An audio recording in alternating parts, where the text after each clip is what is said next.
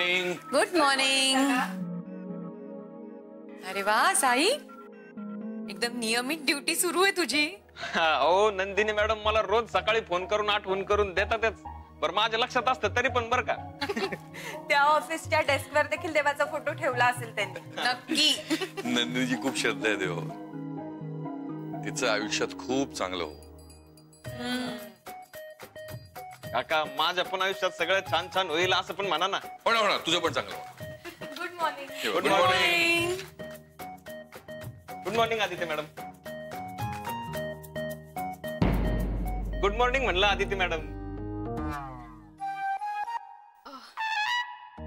हो good morning.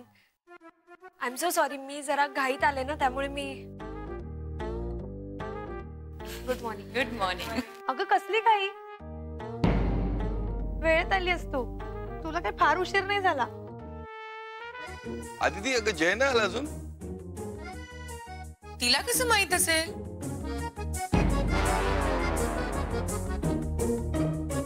तुम्ही नवऱ्यांना विचारा, त्यांना माहिती असेल. नाहीतर रजनीला. तिला फोन करून कळवतो ना तो. रजनीला? अगं आपल्याला नाही का सांगत होती ती. अगं पण रजनी आलीये कुठे अजून?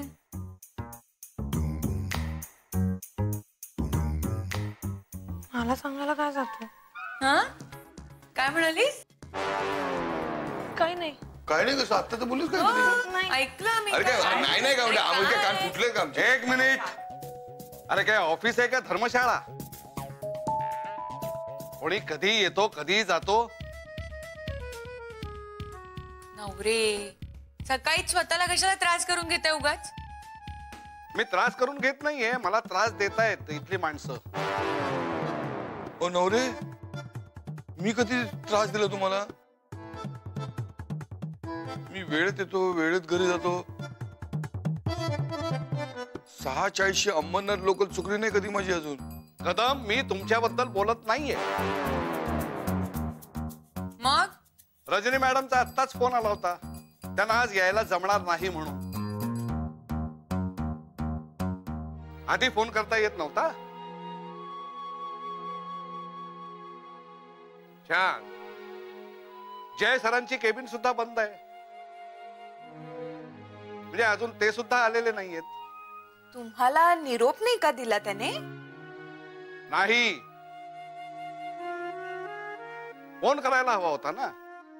मी इथे कशाला आहे? काय माहित कशाला आहेत. हा? नाही म्हणजे कशाला कळवलं नसन तो पण विचार करायला पाहिजे ना. जवळच आला संजय त्याच्यामुळे नसन कळवलं नाही का. अरे वा, तुम्ही सुद्धा शिकलात की. प्रगती करा पण अशा गोष्टीत नाही, कामामध्ये करा. आणि जय सरांचा काही निरोप आला तर तो माझ्याकडे द्या. मी देईन. म्हणजे जयने काही निरोप दिला तर मी तुम्हाला सांगेन. हा बघा आला Jay. Good morning. Good morning. Good morning. Morning. Jay sir. Sorry Navare काका, मला यायला उशीर झाला. नाही नाही, तुम्ही कशाला सॉरी म्हणताय? तुम्हाला तर आता स्वतंत्र केबिन मिळालंय. एडीएमचं प्रोजेक्ट तुम्ही पूर्ण केलंय. तुम्ही कधीही येऊ शकता नाही का? नवरे काका सॉरी. निरोप दिला नाहीत कोणाकडे? जय, तू रजनीकडे का निरोप दिला? मला का नाही सांगितलं?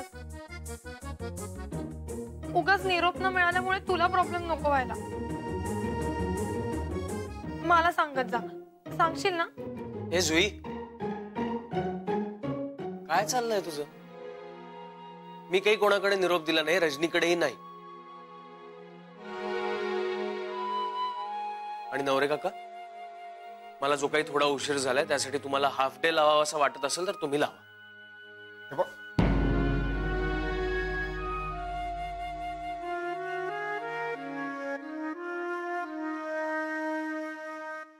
आता बघताय काय, काम करा काम, चला.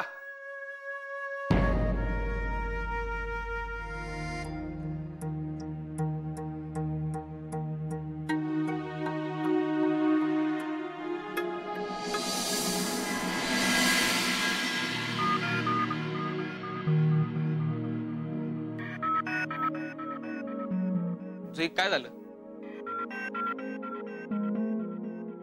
मी तुला विचारतोय काय झालं? मला कोणाशी बोलायचं नाही. अरे बापरे, मग मी काय आता भिंतींबरोबर बोलू काय? हा काय झालं? जय रागावलं त्याचं वाईट वाटलं का तुला? काहीतरी टेन्शन असेल त्याला, आपण एवढं मनावर नाही घ्यायचं. चल आपण मस्त कॉफी पिऊ, म्हणजे तुझा मूड चांगला होईल. घेणार ना कॉफी? काय चाललंय तुझं साई? तू कशाला आलायस इथे? मला एकटीला राहू दे. आणि मला काही नकोय कॉफी बिफी, मला कोणीच नकोय माझ्याजवळ. आणि ऐक, सारखं सारखं माझ्या मागे मागे करू नकोस, मला बिलकुल नाही आवडत. हे काय, तुला वाईट वाटलं म्हणून मी विचारायला आलोय. मला काही काम नाही का तुझ्या माग माग करायला? आणि दुसऱ्या कोणाचा राग माझ्यावर नको काढू. नाही विचारणार परत तुला. बस रडत. नको विचारूस. हा नाहीच विचारणार. जातो मी. जा ना मग. हा चाललोच आहे. तुला वाईट वाटलं म्हणून विचारायला आलो. सॉरी. काय तांगडे? नाही, मी असा सरळ मार्गी जाणारा माणूस आहे आणि तुम्ही असा मध्ये आलात, मग वळून असं धक्का लागला. सॉरी. मी वळत होतो पण तू सरळ बघत होता ना. नाही पण कळायला पाहिजे होतं. पटपण सर, तुम्ही आता बटपण काय बटपण? सर किती त्रास करून घेताय. कॉफी देऊ का तुम्हाला? म्हणजे असं जरा तुमचं शांत होईल मूड. माझ्या मूडला काही झालेलं नाही. मला नकोय कॉफी, कळलं? ओरडताय कशाला मग? जय सरांना कॉफी घेऊन जाणार होतो, म्हणलं तुम्हाला पण विचारावं. कमाल आहे तुमची. हा कमालच आहे. ज्याचं करावं बरं ते म्हणतंय माझंच खरं. कमाल आहे बाबा. आता मी आपला सरळ मार्गाने येत होतो, हे मध्ये आले मला आडवे, धडक लागली यांची. मलाच वरनं काय अर्थ काय? कमाल आहे सगळ्यांची. गरीब म्हणून लगेच काय नाही.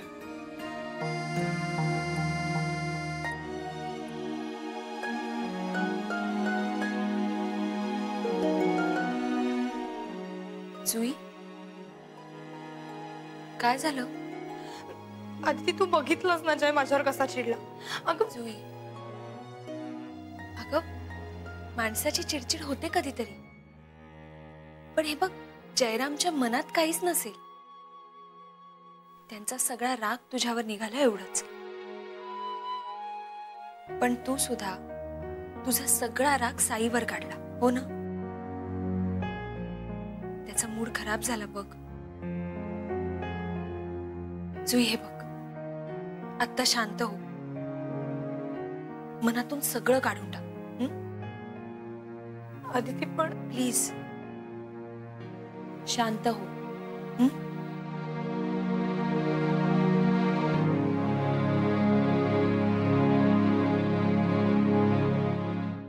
नको तर नको म्हणायचं ना. माझ्यावर कशाला वाटतं त्याचं? अरे सावकाश. सॉरी जय सर, पण डोकं माझं असं भांजाळून गेले. जो येईल तो मलाच ओरडतो. मी फक्त विचारलं कॉफी देऊ का, तर माझ्यावरच खेक असले. कोणाबद्दल बोलतोयस तू? साईप्रसाद सरांबद्दल. साईप्रसाद तुझ्यावर वैतागला? बघा ना, म्हणजे काहीतरी कारण असेल, पण राग माझ्यावर काढला ना. आता मी काय केलं जय सर, तुम्ही सांगा. मी फक्त त्यांना म्हणालो की कॉफी देऊ का, प्रमाणे विचारलं होतं. आता मी गरीब माणूस आहे म्हणून सगळे माझ्यावरच वैतागणार का, माझ्यावरच खेक असणार का? तुम्ही सांगा जय सर, तुम्ही सांगा. तांगडे हो हो, शांत हो जरा. दुसऱ्यांवर चिडचिड करून त्रास आपल्यालाच होणार. शांत राहा. हॅलो. काय अजून एक तास? अहो मी मगाशी तुम्हाला फोन केला, त्यालाच 1 तास होऊन गेला आता. नाही हे बघा, मी तुमची कारण ऐकायला इथे बसलेलं नाही. Don't give me reasons. मला एक काम करा, आत्ताच्या आत्ता ताबडतोब मला तो मेल हवाय, अर्जंटली. कळतंय? नाही काही तासभर वगैरे थांबणार नाहीये. लवकर सर शांत व्हा, रागावू नका. रागावला तर आपल्यालाच त्रास होणार आहे ना. मग शांत राहा जरा. शांत शांत. कॉफी घे, थंड होईल. हं?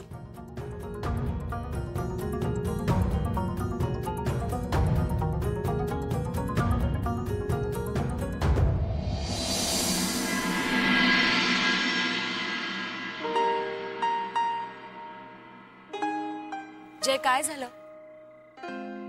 शांत राहतोय. डोकं थंड ठेवून शांतपणे विचार केला पाहिजे, नाहीतर त्रास आपल्यालाच होतो. चांगलं आहे हे तुला कळलं. मला हे कळलं त्याचं कारण आहे तांगडे. मी त्याला समजवायला गेलो आणि नंतर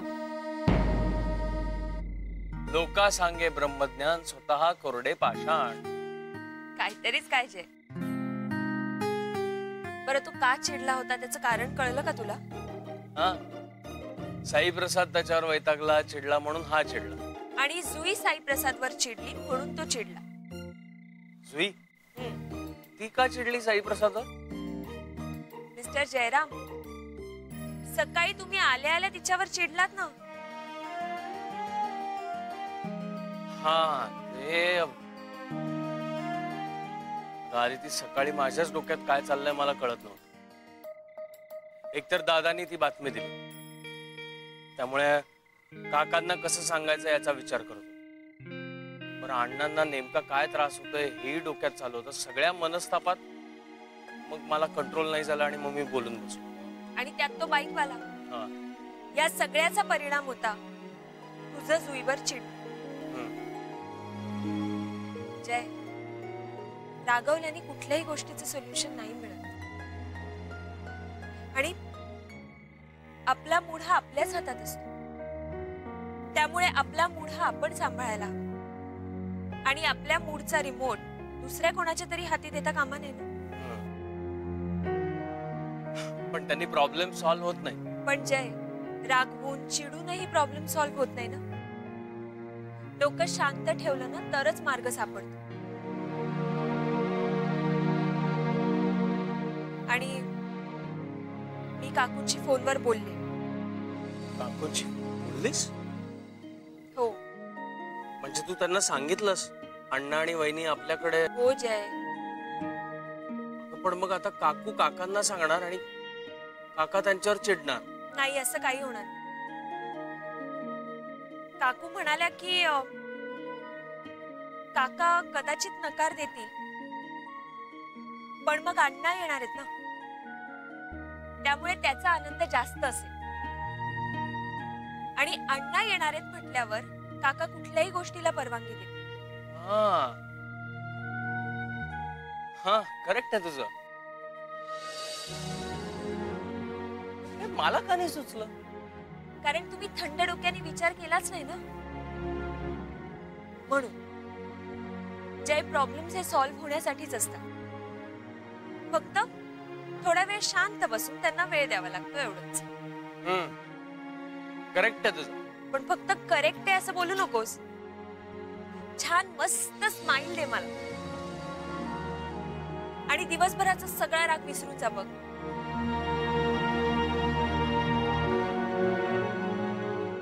अदिती, आय लव्ह यू. काय जय, दिवसभराचा सगळा राग घालवण्यासाठी हे बोलणं आणि यावर तुझी रिॲक्शन खूप गरजेची. बरं चला, आता तुमचा राग मावळला असेल तर निघूया आपण. जायलाच हवं का? जय, चला.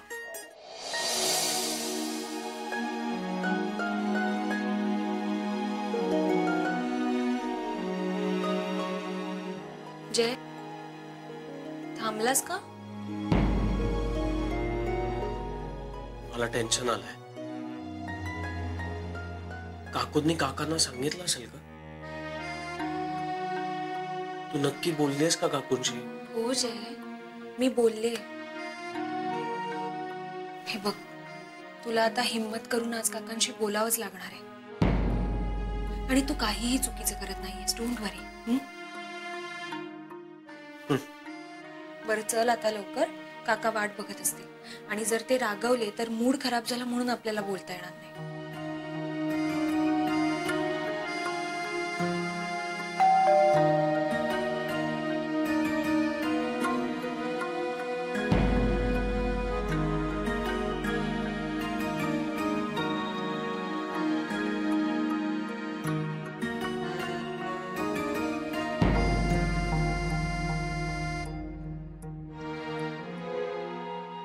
अरे असे बाहेरच काय उभे राहिलायत?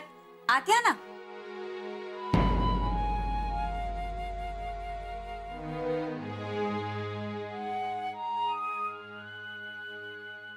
जा तुम्ही फ्रेश होऊन या.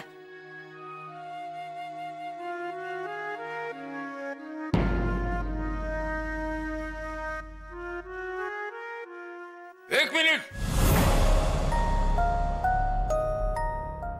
हो त्यांना आधी फ्रेश होऊन येऊ देत ना, मग तुम्ही. तू मध्ये मध्ये बोल नको. मी त्या भाडेकरूशी बोलतोय.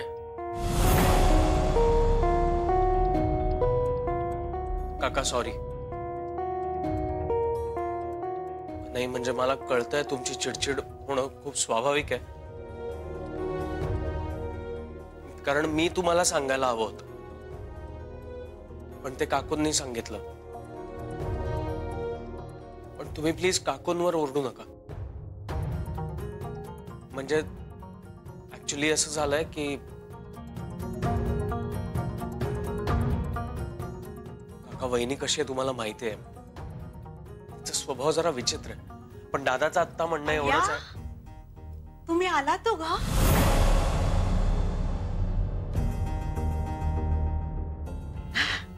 बरं झालं बरं झालं. तुम्ही माझी चौकशी करत होतात ना, वाटलंच मला. अरे आत्ताच आलो आम्ही थोड्या वेळापूर्वी. अण्णा आहेत त्यांच्या खोलीत. केतकर काकांनी किती छान काळजी घेतली त्यांची. तोपर्यंत मी आणि चिनू तुमच्या खोलीत बसलो होतो. ए मी चिनूला सांगते हा, तुम्ही दोघे आलायत ते. किती वेळ विचारत होता काका काकू कधी येणार. थांबा चिनू.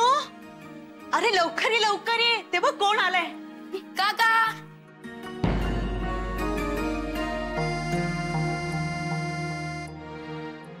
काका किती उशीर. मी किती वाट बघितली तुझी. अरे आम्हाला कल्पना नव्हती ना तुम्ही एवढ्या लगेच येणार आहात.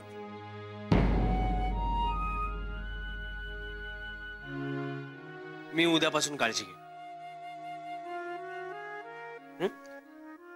लवकर यायचा प्रयत्न करेन. काका आता आपण एकत्र राहायचं ना. आजोबा पण आलेत. थांबा मी आजोबांना घेऊन येतो. चिनू.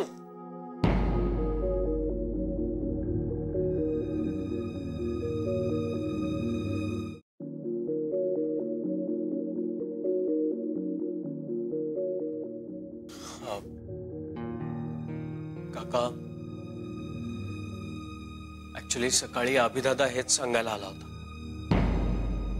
अभिदादानी इंटिरियरचं काम काढलंय घराचं. म्हणजे मी नको नको नको नकोच म्हणत होते,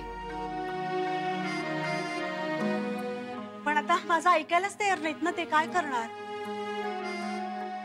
आणि काकू तुम्हाला तर माहितीये ना घरात काम काढलं की किती धूळ होते. अण्णांची पण आता बायपास झालीये ना, त्यांची काळजी घ्यायलाच हवी. शिवाय आमचा चिनू आहे ना, त्याला ना केअर काढला की ह्या शिंका सुरू होतात. मग म्हंटल कशाला ना उगाच दोघांना इतका त्रास द्या. मग मीच म्हंटल की आम्ही सरळ बांद्र्याच्या आपल्या घरी जाऊन राहतो. आपल्या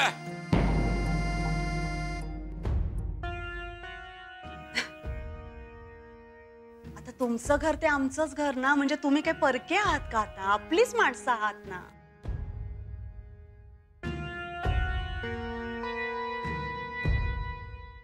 तुम्हाला खरं सांगते, एक वेळ ना रक्ताची नाती पाठ फिरवतील. पण तुमच्यासारखी माणसं आहेत ना, म्हणून जगात माणुसकी शिल्लक आहे. हो की नाही रिजय? काका आजोबा आले. अण्णा अण्णा कसे आहात तुम्ही? मी बरा आहे. काय सांगू आदिती तुला? अगं मी म्हणाले ना यांना की आपण बांद्राला जातोय, तर इतके खुश झाले जणू पुन्हा चाळीतच राहायला चालले. खरंच खूप जीव आहे केतकर काकांवर यांचा.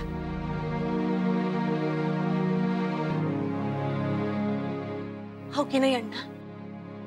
जय अचानक निघावं लागलं, काही कळवताही आलं नाही.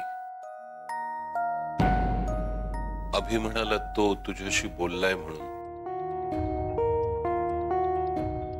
तो बोललाय का काही तुझ्याशी? हो अण्णा. हो जय अदिती, तुम्ही दमून आलात, जा तुम्ही आवरून या. अय्या, पण आता तुम्ही तुमच्या रूम मध्ये जाणार ना? मग मी कुठल्या रूम मध्ये राहू?